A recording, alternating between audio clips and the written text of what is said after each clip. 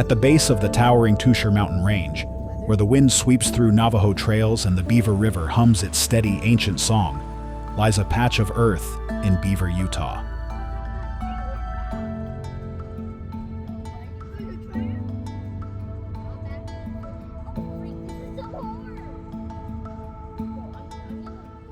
In the summer of 1983, it was just 5 acres of wild potential.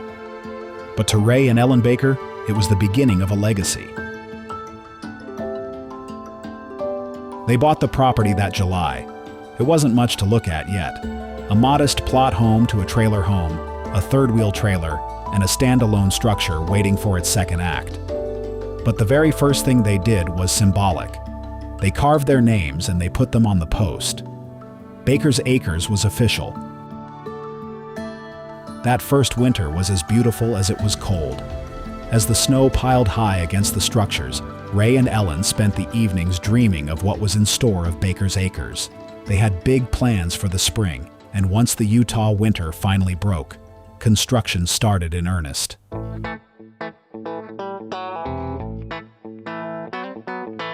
By the spring of 1984, the silence of the valley was replaced by the roar of heavy machinery.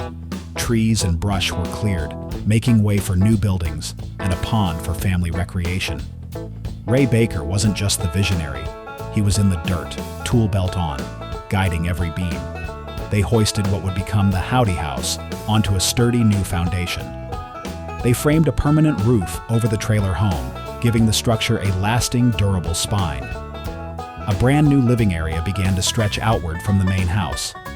Between installing septic tanks and raising a bathhouse, it was extensive physical work, but Ray always found a window of peace. When the tools were laid down, you could usually find him by the bend of the Beaver River, waiting for a trout to bite. Meanwhile, the crown jewel of the property was taking shape. Right at the edge of a newly dug pond, they laid the bones of the pavilion, a place designed for one purpose: to bring people together.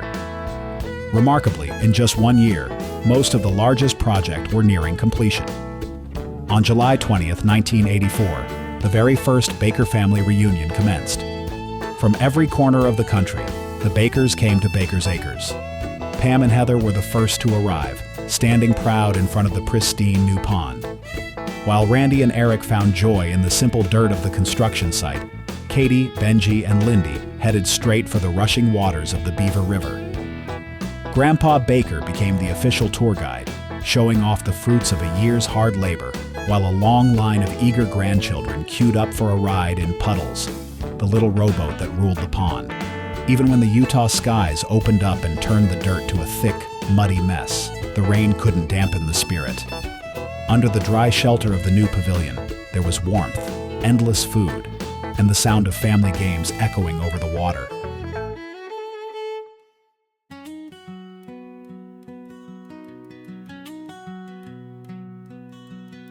To be a baker at Baker's Acres meant you were part of the crew.